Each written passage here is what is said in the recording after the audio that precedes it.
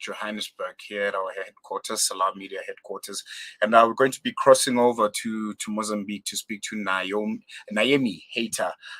She's currently in Maputo. We know that in the last few hours we had the news of tropical cyclone Freddy that has killed more than 100 people in Malawi and Mozambique on its return to southern Africa. This is a tropical cyclone that's been doing the rounds in the Indian Ocean, starting his course from Australia, if I'm not mistaken. And yeah, so much devastation, and I think Malawi bore the brunt with counting at least 99 deaths so far after mudslides that occurred as a result of the tropical cyclone and the heavy rains last night. More than 11,000 people were affected by the storm, according to the United Nations, and in that 11,000, most of them were displaced of their homes, and as I mentioned, 99 confirmed deaths so far.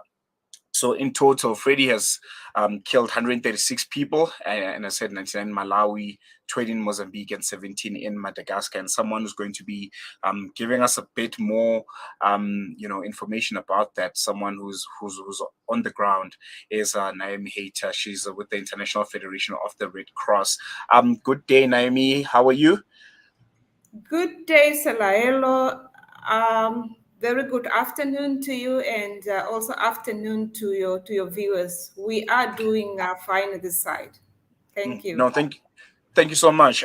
Before we go any forward, I would like you to paint a picture for us, for the world itself, people who have not seen firsthand the damage that Tropical Cyclone Freddy has done to some parts of Mozambique, and also how you guys are specifically working with the people on the ground to kind of remedy the situation. Thank you so much, and once again, thank you for reaching out. Definitely, Freddy landed in Kelimane. That was the day before yesterday, and it left quite a devastation in terms of infrastructure. It displaced the people, and we have, roads also washed away. We do have preliminary information with regards to the devastation in Mozambique. The figures that are coming from the government, really, to say up to date. To date, we have about 22,000 people that are displaced. That will give you roughly 4,000 families. And Mozambique has reported 10 deaths and 14 injuries. It's quite a devastation, like I'm saying. These are preliminary figures. The assessments are still ongoing. So, and there are some communities that are cut off, that are not accessible. So we will be knowing the extent of the full damage and the impact of Freddy, really, after we are able to reach some of all the affected communities. Right now, as you said, these are preliminary figures that you're currently delivering to us. You haven't had access to most of the places that have been affected by the cyclone. But from what you have already, what are the primary needs of the people? What are some of the things that they really need desperately at this current moment? And are there any plans to reach the places that are unreachable at the moment? And if maybe you can elaborate on that. I'm sure they are the immediate needs that are obviously been brought forward. Definitely, like I'm saying, the assessments are ongoing. All efforts are being made by the government of Mozambique and the humanitarian partners here on the ground, including the Red Cross. And in situations like this, definitely the immediate needs of the affected people, they need shelter, they need food support, they need clean water, they need shelter items, because some of them have lost their household items. So it's needs like this, really, that we need to support them with.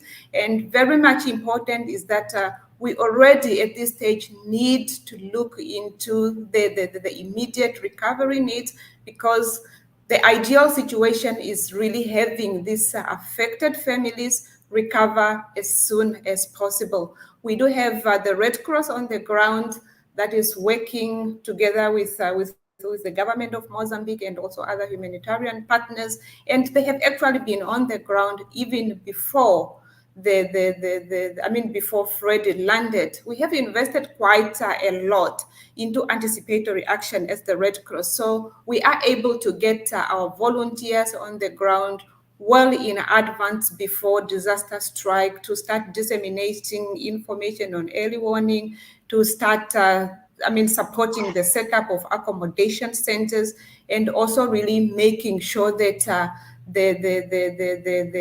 the information, the communities do have relevant information that they need in situations like this. And we will really be able to tell you the extent of the impact of Idai in the coming days as soon as we have that information. However, it's also important to note that it continues to rain in most of the areas, and we also looking and monitoring the impact of flooding in all the provinces and districts at risk. This is not the first time that Mozambique has been rocked by such a natural disaster. In the 2000s, I think it was February, March in the 2000s, there was that flooding. I think it was tropical cyclone Hudai also, as you mentioned. Were there any lessons learned from that disaster that maybe has prepared the government and the humanitarian organizations, to kind of prepare a bit better and to respond a bit better to tropical cyclone Freddy? If you can just mention them to us, because 2000 was really a big one also. Yeah, to be specific, it was 2019. Idai landed in Mozambique 2019, exactly today. So today is the 4th year anniversary of tropical cyclone Freddy, and definitely lessons learned quite a lot. Because if you look at investments that the government of Mozambique has made with regards to anticipatory action, really making sure that we use our and climate science to enable early action and all that. Then with support of humanitarian actors, with us at the forefront of there is quite, and you can also extend the damage and also now of loss. So if I credit this to the investment that the government has made in terms of early warning information, getting out there, and really make sure that people are sheltered in safe places before cyclones land. So there is quite some level of readiness and readiness and preparedness that have been invested in this country, and we are seeing positive outcomes. Naima, obviously after a devastating natural disaster like this, it won't only be the disaster itself. There are usually some after effects that happen. Seeing Maputo, the mudslides that happen after. Sometimes you have things like outbreaks of certain waterborne diseases. If it's a water rain, torrential rain disaster like you guys are experiencing right now, is there an anticipation of maybe a cholera outbreak possibly happening, contamination of water? Are systems in place to make sure that you won't have the after effects of the tropical cyclone coming again to devastate an already devastated people and already strained government? Definitely, quite right. If you have been following news recently, you notice that Mozambique has been affected by an outbreak of cholera. So it's the country that is dealing with cholera outbreak already, and we are worried and concerned that the recent flooding will worsen the situation.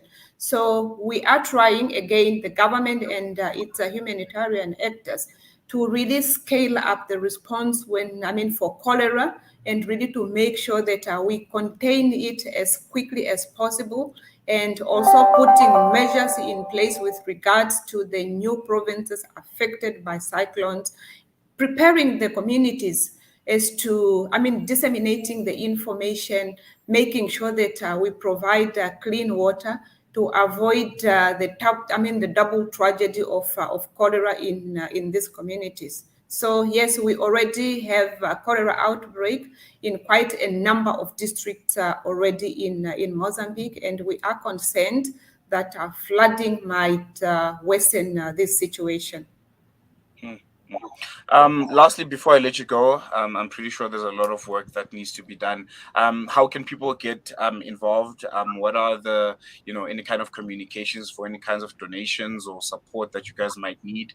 How can people from, the rest of the world and in South Africa in particular lend a helping hand? Quite a number of ways to support the Red Cross. The Red Cross operation. We have the local Red Cross societies, that Mozambique Red Cross.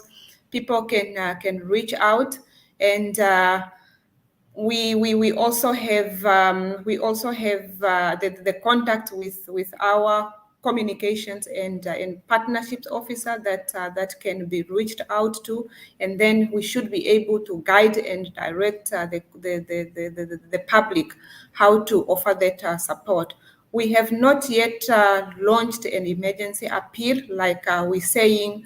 We are ascertaining the extent of the impact of this specific cyclone. And as soon as we have these details, we will be sharing this with the public. But right now, support, especially for the people that, for the communities, for the public that is in Maputo or around Mozambique, the head office of Mozambique Red Cross, or the donations can be dropped off at the branches of Mozambique Red Cross throughout the country. No, thank you so much. That was Naemi Heita. She's the head of country cluster delegation in Mozambique and Angola at the International Federation of the Red Cross. Yeah, there you have it. I think you just need to keep your eyes and ears fixed on the ground. We'll be giving you more updates coming out of Malawi and Mozambique about the devastating effects of Cyclone Freddy. And now also we're knowing that they're not only dealing with the effects and the damage brought about by the tropical cyclone, but their after effects. There's now an outbreak of cholera currently grappling the country, and the tropical cyclone's effects might worsen it. So let's keep our prayers, to all our brothers and sisters in Mozambique and Malawi. But from me, Salalo Makwidiri, it's goodbye for now. You can keep listening and watching Salam Media for more updates coming out of Malawi and Mozambique. But for now, it's goodbye.